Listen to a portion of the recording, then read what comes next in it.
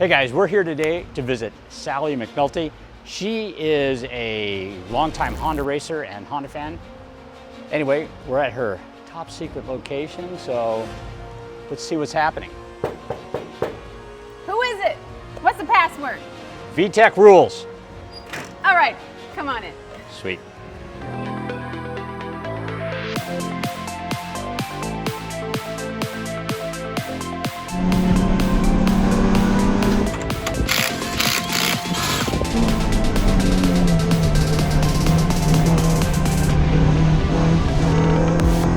So what's going on with you these days? I hear that you're doing this a little bit more. Yes, I'm going to be creating a lot more YouTube content, making some videos about what I'm doing with the EK. I'm going to be doing some Spec Miata racing. That Integra that I feel like I have forgotten about at some point, I'm going to be working on that. And just a lot of fun stuff, doing a lot of tours on how it's made. Nice. Everybody loves those kind of stuff. So They do. Doing videos like that. Excellent, excellent. Well, how's your racing going these days? Racing's doing really well. I heard you podium the last I did. 2 times. I did. Last time we were at Road America, I podium, took home 2 third-place finishes. It was fantastic. Probably one of the best drives in my career, I'm not gonna lie. All right, I was excellent. really happy with how everything went. Did a lot of dicing up. I even passed 2 cars in one corner. That was probably like the highlight of my weekend. Nice. And that was for podium positions. That was super Nice. fun. I'm a little disappointed you're not running a Honda anymore, but you're doing a great job for the team you're working for now, so that's fantastic. Glad to hear it. Thank you. Thank you so much. But on the weekends, you race Hondas, work on Hondas. We do. That is correct. All right. Well, this one is a work in progress. It used to be my track car, but recently it got a blown head gasket at a track day. And so I figured this is a great time for me to take the engine out, even though I don't have to do that to do a head gasket, but then I can do a lot of cool upgrades that I've been wanting to do on this car for a long time. Excellent. As you know, this is the first car that I put together by myself in my garage. And it's kind of like my prized possession. I really love this little car. So I want to do all the things that I didn't do before the right way this time. Excellent. So this is the engine that came in. Yes. What have we got here? So we got a B18C5. And this is a complete Type R swap, Type R transmission, of course B18C5. And yeah, a fun little ripper. I have so much fun. I love a B series. I know everybody loves K, and I love K series as well, but you gotta love a B. Super fun, and the noises are great. You gotta love a B. You got it. This particular car is one of my favorites in the hatchback world. Absolutely. Yeah, it's fantastic, and I really like the 99 2000 body actually a lot better than 96 98. Sure. Yeah. Absolutely. So let's talk about the upgrades you've done in order to make it handle like you want it to handle. So I did a full suspension setup from Pro Car Innovations. I did all of their, pretty much everything they offer for their suspension, I have on this car. Control arms, the upper arms. The adjustable upper arms. Dial in the camber, everything in the rear. Really brought this car alive. It has all spherical everything. Also did the big brake kit. This is a StopTech C43 kit. That has really made the braking on this car fantastic. As you know, older Hondas with no ABS can really cause an issue if you start putting on like big brake kits. So I did delete the booster and put in the brake booster delete from Home Developments. That really solved a lot of issues with the lockups. You're able to brake deeper. You're still could lock the car up obviously, but it's gonna take a lot more, and it really helps with a track day car. Did you change the split on this? Are you now front rear, or are you still cross split on this? For the proportioning valve, yeah. I have the clamshell looking one. The one that kind of looks like this. You know what I'm talking about? So the Honda one. Yes. That's 50-50 basically. 50-50. Yeah. And I have all of the brake lines ran behind the dash. I mean, even though it is a track car and I could have left the brake lines in the engine bay, that's not very pretty. So I had them all ran behind the dash, so you can see them all back there. So they're all hidden away. What do we got going on here with the rear of the car? Big sway bar in the back, obviously, for that good rotation. You want to make sure you have a stiff chassis. Stock brakes, honestly. I don't think I've even same brake pads when I bought the car. Okay, so I'll tell you right now, we have run so many times stock brakes on the rear. Oh, yeah. Without really worrying about anything. The proportioning is pretty good. You don't want too much brake in the back because then you have problem trail braking. Correct. And trail braking is pretty quick. It's loose enough in the back without throwing on a big set of rear brakes on it. Correct. And the shocks, what about your shocks? So I have JRZ RS Pros on here. They're a two-way adjustable coilover. They do have, you can kind of see him. I normally have them inside the engine bay sitting right here, but I had to move everything, so I kind of just put the external reservoir over here, but you can adjust everything with the little turn knob here. Doesn't have like 32 adjustments, it only has 10. So when you make one click, it really does make a difference. Okay. The cool thing about the JRZ RS Pros that I was like sold on is I ordered them from JRZ, and they have so much testing on this particular chassis. They literally had them set up for me, ready to go. They literally told me, just put them on the car and do not touch what we have. Here's the alignment specs you need to have for this car to handle like the best. Do that and your car's gonna be set up. And man, they nailed it. I literally have done hardly any kind of suspension tuning since they did that. They told me where they have it. They had the right height adjustment. I mean, everything was just set on, on the car, ready to go. And man, I mean, they're a little pricey, but I don't think there's any suspension company out there that sets them up ready to go for you. That's awesome. That's awesome.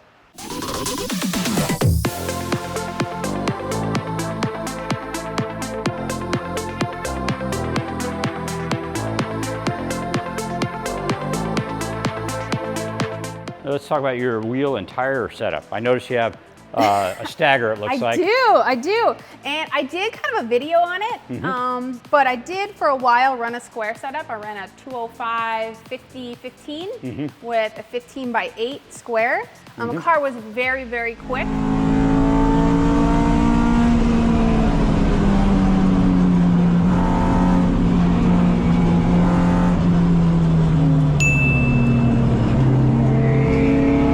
But then I decided to do a 15x9. And I went to a 225/45-15, so they gave me quite a bit more contact patch. A little bit of a stretch, but I feel like that's pretty good. But it's more stable. It's more stable. And man, let me talk about the grip levels going into the corner with this. You do have a little bit, a little bit more rotation out of the back, but man, the grip levels with the bigger tire up front, this thing rips. Nice. So quick. So definitely makes a huge difference. I don't know if I could fit anything. I don't think I could find anything wider than a 9. Yeah. 15x9 anyway. Well, they do make a 15x10. They do? In this particular wheel. No way. Yeah. I wonder what that would be like. Yeah. This is, I believe that this is the same company that makes they probably the Kona make Miata wheels. stuff too. Yeah, exactly. It has the same. Right. Got it. That So, wouldn't be a bad idea. Yeah. So you can do. Yeah, exactly. The same Koenigs that are on Keanu's car, and they do come in a 15x10, which would allow you to go up a little bit more in tire size. Yeah, a little more tire. Yeah, exactly. No, but at that point, you might wind up having to put a little more on the back. That's true. Yeah. My only concern is that the bigger the tire, the bigger the wheel, the more the weight.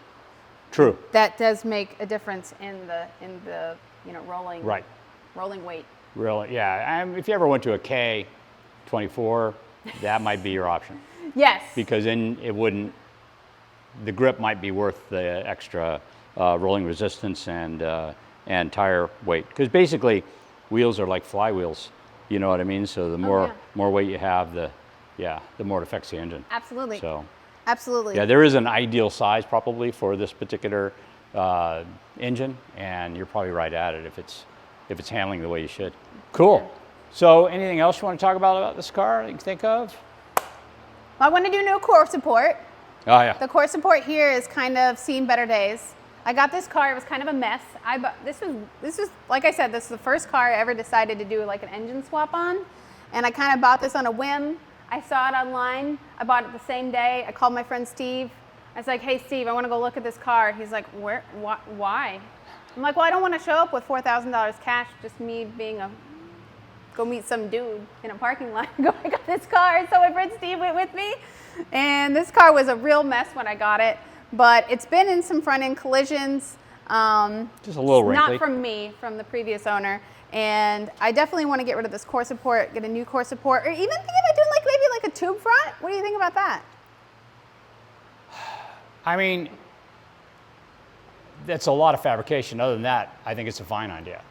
But it's just a lot of fabrication. Yeah. I think that a tube front done correctly is looks amazing. Yeah. And less weight. Yeah. And actually more strength. So not a bad idea.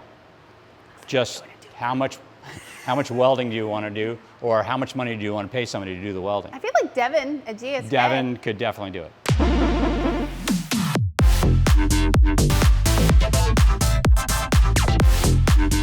He's done a lot of those diff cars. Yeah. This is probably eat right up his alley. Yeah, Devin actually did the full roll cage and Carter's DA Integra. Yeah.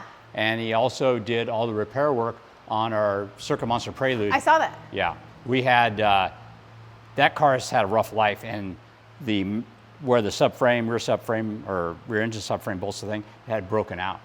And we broke a couple radius rods, and we're trying to figure out, we've never had radius rod breaks. What's the deal? And then we found that the subframe was actually broken, and where it attaches in the car was broken. So it was just moving way too much. Yeah. Yeah, you couldn't move it by hand, but you know, braking forces and acceleration forces, it was, yeah, exactly. Curb hopping, all that stuff. Oh yeah. Yeah. You got to curb hop in front wheel drive. You have to. You have to. You it's the have fastest to. way around the That's course. the fastest way. Yeah, without a doubt. Without a doubt. All right, cool. Well, let's check out this car that you've kind of let languish. Life can get so lonely when you're drenched in your own hopes. I was deciding on asking Brian to help me with my motivation with this car. I'm happy to help you with your motivation. Do it now. I really, really want this to run, but I'll be honest, when I did this car and put the B Series in it, I had so much fun and I put it together, but I felt like it really wasn't that difficult. So I'll be honest, I bought this project.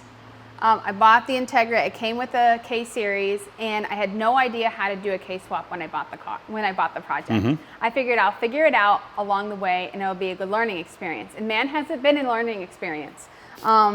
Of course, I just didn't do the typical. I had to think about doing ITBs and all this other stuff, which caused a lot more fabrication than I anticipated. And I've learned a lot, and a lot of it I've done quite a bit, and it's really not that far away from running, but I think I've just lost motivation because it was like I had to hurry up and wait for this, and then to hurry up and wait for that, and hurry up and wait for this. And then the waiting turned to me doing other projects, and things got kind of lost along the way. And plus, I'm still racing, so that also takes some of my time as well. I would be happy to come down and help you with this. I mean, I don't feel like, you should look at the inside. Where? So I've already got like the shifter in.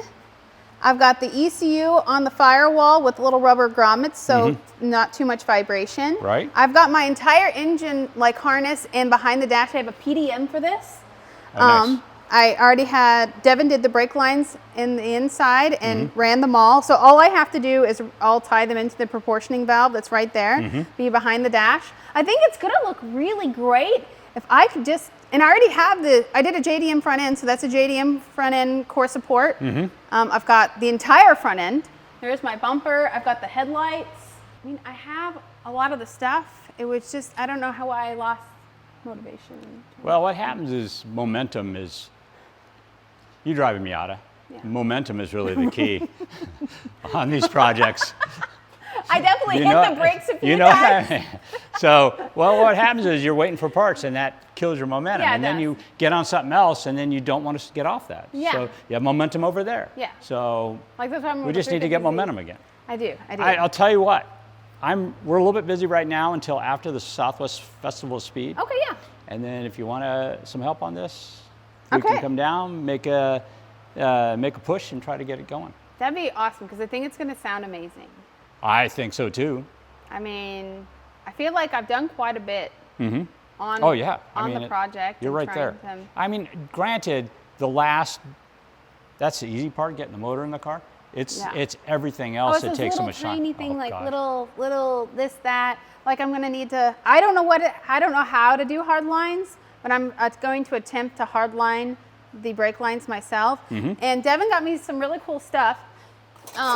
He's like, use this to make the hard lines. Yeah, you can make your mold. Make my mold. And then I can route them, you know, kind of make the bins. And Right. then I got, you know, the tube bender and just, you know, make it to my mold. I'm like, okay, Yep. I feel like I could do that. I feel like, you know. I've been to a few brake lines. I can help you. So I've got some good stuff. I see you've started.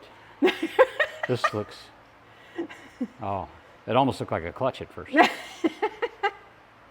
A clutch line.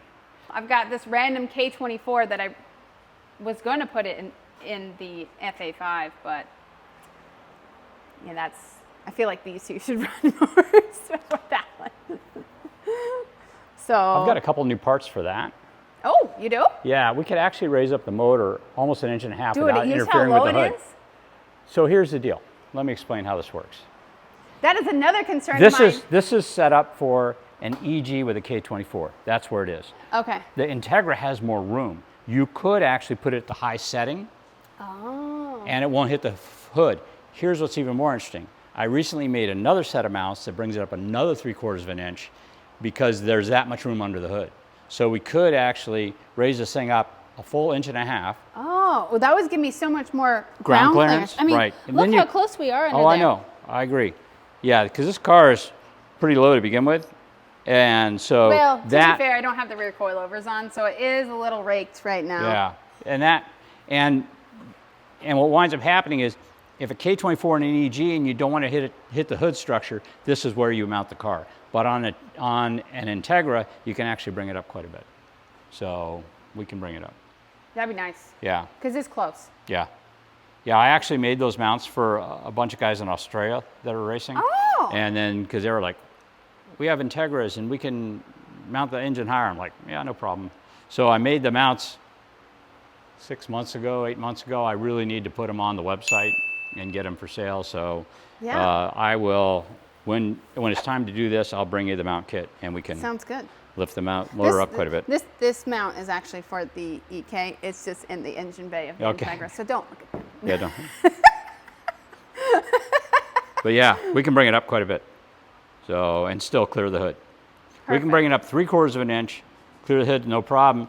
If we bring it up another 3/4 of an inch, there might be some area on the hood structure that make contact. Yeah. So we might have to make some adjustments to the Yeah, inside of the hood. that happened. Yeah. Yes. Yep. You know, when you stop working on things, things happen in between the mix of moving things Oh, around. yeah. And then I have the ITBs. That'll look Nice. pretty That'll look pretty crazy. crazy. Well, I'll have to look and see what this does for our hood clearance as well. So, but yeah, I'm sure we can get up at least 3/4 of an inch, which would be good. Cool. Got the same JRZs on this, Yep. and this going to be a track car? Or is this going to be? I mean, it's got to be. You got to go out You there know I'm and gonna compare a take it to B the to the K. racetrack. I know you are. But honestly, I wanted to make like a street / maybe take it to the track every once in a while type of thing, because I have this. Yeah. You know, I've got the 4-point like roll bar in here, and there's like no interior in the back, and it's very like minimal in the inside here. It's not really somewhere you want to, like, I've taken it down like car shows and whatever, but it's not the most pleasant to drive on the street, especially like, you know. Oh, I understand. So Been there. but this, driven I on the still have California- the whole interior, and actually the interior. Yeah, so you could bring 3 friends with you on the track. What? You could bring 3 friends with you on the track. Yes. Did you see the video that I made? No. I had the Elantra. Oh, did you? I took the Elantra to the racetrack. That's why we didn't click it. And I had 5 people in there. 5 people. Station wagon Because it's session. got 5 seats. So I had 3 people in the back and 2 in the front when we were just doing some laps in the Elantra. It's pretty fun. Yeah. You know, hey, No doubt. we all had our seatbelts on, so it's all right. Yeah, you didn't crash. No harm, no foul. Oh, gosh. It was like a 20% lap, but Yeah. it was still fun. All right, you got yourself a Miata. So I want to work on my rear-wheel drive skills. There's no better way than a momentum-based car in a group of 20, a field of 20 cars, dicing it up, and you don't have power to get out. It's all just about driving the car to its limits and being quick and not hitting the brakes mostly in this car. I always laugh. I always think Miata is more about pressuring the guy in front of you until he bobbles. Absolutely. You know. Absolutely. And learning how to drive defensively without giving up the line, giving up your good line, you know what I mean? Yeah. And just keeping it going. I remember being out on track and I was going around with a bunch of people and there was a Miata that kept just dive bombing us in the middle. And, you know, and then I passed him down the straight. So eventually it was a matter of, and the only reason he was able to do that is because the guys in front of me were putting the brakes on so early. Sure. So on the next time around, Excuses. I was the one that made the move to the middle, moved to the inside, and then I was able to get away from the Miata. Sure. But yeah. They're quick. They are. And it's light braking, handle extremely well. You know, that's Pretty much. Yeah. You're trying to, in a momentum-based car, you're trying to do anything to not scrub speed. Right. Like turning, like if you're going to go through a corner, you try to use the least amount of turning, but to make the corner and then pull the wheel out before you're even almost out of the corner, because every time you turn the wheel, you're scrubbing speed, you're scrubbing miles per hour. So you are literally trying to drive the track with as much, like as little steering input as you can, trying to pull the wheel out as fast as you can so you can continue to roll speed, less brake, you know, all of those things. And it's really fun. And honestly, it's challenging, but you learn so much driving a car like this to... Now you have possibly an S2000 you could drive occasionally, so not really, maybe? maybe one of Yeah, well, I'm just to try it out and see what you think. Honestly, I drove the S2000 and I loved it. It was a lot of fun. That was probably my first real time in a rear-wheel drive car, and I was actually pretty impressed. The AP1 is very twitchy, but I was really impressed at how fast I could like pull my hands out or like catch any kind of, you know, oversteer. Because to be fair, a fast front-wheel drive car should be just as loose as a pretty well set up rear-wheel drive car. So yeah, it feels to me feel like I already knew that feeling pretty good. Got it. So. Now, so first time I drove one was actually an RX-7, and that was sweet. It's kind of a momentum car. Sure. But I can remember coming out of corners and stomping on the gas like I did on my front wheel drive car, and it didn't like it quite as much. No. So, but I was like drifting out of corners and thinking to myself, well, that was kind of cool, but it's not very fast. But it looked cool. But it looked cool. But it looked cool. Yeah. So, I mean. So it took me a little while to figure out when I could start applying the throttle and how much, if I needed it to help with the rotation and stuff like that. You just get so used to the front wheel drive car of just pitching in the corner and letting it rotate and then catching it with the throttle, and it was different. I don't want to call it exactly opposite, but it's very different. You're trying to keep the car more linear in a rear-wheel drive car into a braking. Unlike front-wheel drive, you kind of want to set the nose, so it helps you on the turn-in to get in and like get back on the gas. But in a rear-wheel drive car, you kind of want the car to stay linear. You don't want it to be like this, because then you're going to understeer. Because I plowed a couple times before I figured all that out. So yeah, it was an interesting thing. And I got done with it. I'm like going, nope, I want to do front-wheel drive. And the reason is I was on Firebird, Maine, and you know that area that you come through the what do they call it, the canyon? Yeah. Where you have the brick wall on the one side. Well, you can just like mob through there. You mob through on a front-wheel drive car. Yeah, it's like I would just come blasting through on the front-wheel drive car. Like the rear-wheel drive car, I'm tiptoeing. Exactly. I was like, yeah, maybe like, not. this isn't as near as fun. Yeah, exactly. So yeah, I totally get it. Yeah. I get it. A lot of people are like, rear-wheel drive is the only way, but until you go through some like really fun corners on a front-wheel drive car and you like feel like how fun it is, it's like, man, that is a lot of fun. I was just curb hopping the snot out of that thing, and it was like, and you know, I'm going two wheels through the canyon, and people are like going, "You're going to crash." I'm like going, "No, I'm not." No, I'm not. Those are the best. Those are the best ones. We go to the racetrack. I have a photographer guy, and he's all over the track, and he always tells me, So what corners do you get 2 wheels up or do you get a wheel up? Let me know. I'm going to go take pictures there. Yep. Yep. We've got a couple pictures in Sport Compact Because Car. those are the best. I know. We've got a couple pictures Sport Compact Car of some of our cars. Sure. Two-wheeling through certain sections of certain tracks, so it's kind of cool. We always make fun of my team owner, and I'm going to call him out right now. He always tells us to make sure you keep all 4 wheels on the ground, no hopping curbs, you know, whatever. And then my photographer is his photographer. He's all like, sends me this picture, all 4 wheels on the ground. He's like 2 in the air. Yeah. I'm like, oh, really? Very good. It's too much fun. It's too much Nice. fun. It is too much fun. All right. Well, Fun. cool. Well, I'm Cool. looking, you know, honestly, need some help for that car? Give me a call. Yes. I'll come down. I do. So, I do. I all really right. want to take it for. I'm going to take it for a rip. I'm going to go here. Oh, It's yeah. going to sound awesome. You know, and you're going to have to bring them both to the track one day and just kind of do them Oh, back to back absolutely. and kind of see what's Absolutely. going on there. Absolutely. Yeah. No, it'll be Cool. a lot of fun. I don't know. I'm trying to look for like a reasonable estimate on how fast I can get the EK done. I said 2 months, but I feel like that's going to be tight. No, Okay. maybe 3. What do you So think? I'm gonna continue to, you know, work away on the EK. I'm gonna have the cylinder head off, and I'm hoping within like this week or next week, and have it sent off. If they told me it'd take 2 weeks to get it all back and ready to You go. think it's not flat? I don't know. So here's the deal on Honda I already cylinder. had it Okay, checked all right. once. All right, so here's my good advice on these Okay. things. Blown head gasket on a Honda. Yep. If it's just a head gasket and not a warped head, which it usually is, Okay.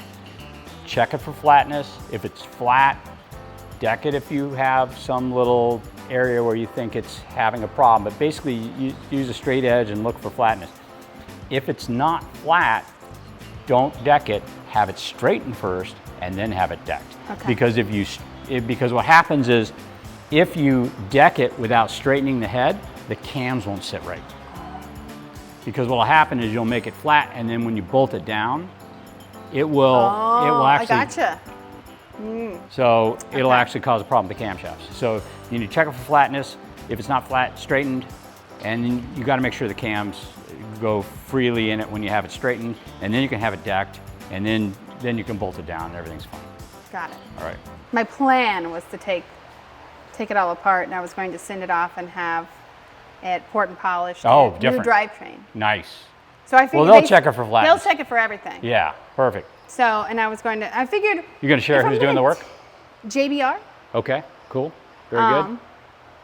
They have a lot of B-Series experience. Yes, they do. They make a lot of drag racing engines, and my friend Joanna has a K-Series, and she's a drag racer, and they have a lot of experience in both. Nice. So I talked to them. I'm going to be taking the cylinder head off. I'm going to send it to them, and they're going to port and polish it, new valve train, and then I'm going to get some bigger cams for it. Nice. I figured, why not, right? It's out of the car. Yeah. Now's the time to do it. Exactly. And let's be honest, that's going to be really cool. Oh, yeah. Do you have a So. horsepower figure you're hoping to shoot for? Not a clue. What do you think? Whatever I can get. I think the last time I had this dyno, it was like 200. If you can pick up 25 horsepower, that's huge. Do you think I can pick up 25? Just with valve train and camshafts, that would be tough. You'd probably need to do some compression too. So, but you still could pick up 20. I'm down for 20. Yeah, I was hoping for like 10. yeah. There's no reason depending on the camshafts. It all depends What on do the you recommend? camshafts. I haven't done any research on B-Series camshafts in about 12 years, so I'm not really sure who's got Fair. what. Okay. I fair would enough. probably, me personally, I would probably call a couple of my friends that work at different places. I would probably talk to the people at Four Piston, and I'd probably talk to the people at Drag Cartel, and I'd probably talk to Dave over at Skunk. And I would probably Okay. try to get a feel for what people are getting and what other modifications they have to do in order to get that, and then I would make that decision at that point. Yeah, because you may wind up, because of the intake manifold, if you're keeping the same intake manifold, you may have a 10 horsepower limit. You know what I mean? Gotcha. No, So, for sure. and a camshaft that would give you 20 horsepower wouldn't work with This that is just intake gonna- this is manifold. not gonna do me any Wouldn't favors. work. Yeah, wouldn't work with that manifold. Got it. So obviously, I mean, we can change this too. Yeah. Clearly, it's going to have to get retuned. Yeah. So. So, but that's what I'm saying. I'm saying I would sit there and try to figure out what all needs to go with what, and what the packages are, and pick their brains. And pick their brain. Exactly right. Got it. Makes sense. Absolutely. I haven't built a B series motor probably since 2002, so it's been a minute. I've thought about it, but I haven't really done it. So, yeah, it's been a little while. Well, you're the one who told me who told me to do this myself. It was you. Yeah. I was going to have someone else do it, and he was like, well, why don't you just do it? Yeah. And I'm all like, I was nervous because it's a B18C5, and I'm like, I'm never getting another one of these, I'll tell you that. And, yeah, they're banked now. But he's like, you can do it yourself. And I was like, you can. I can do it. You did. All right, we didn't really talk about this car, your FA5, which is beautiful. Thank you. But there's some videos on it. Yes. VTEC Academy did one, and you've done a few videos on this during the process. Videos, yes. So you can always check out Sally's video channel, which is Team Sally Racing. Team Sally Racing. You can always check me out there. I have a lot of stuff out there. Yes, she does. A lot of shorts too, and Instagram. Instagram is probably one of that, and Facebook. I probably post the most on Instagram and Interesting. Facebook. You still got to teach me how to do the videos for that kind of stuff. I keep telling you that. When we come back to work on the Integra, you school me. Deal. All right. You're about to get schooled. Cool. All right. So, guys, I want to thank you all for joining us here and checking out Sally and all her really cool projects. And good luck with all your racing. Thank you. I think Thank what you're you doing so is fantastic. Yeah. And I'm glad that you're doing this full time. I'm looking forward to seeing a lot more videos from you, which will be really nice. Yes. And please, guys, think about VTEC Academy, like and subscribe. Go to Team Sally Racing, like, subscribe, hit the bell. You'll get notifications once you put up cool content on all this sort of stuff. So anyway, guys, we'll talk to you in another episode coming soon.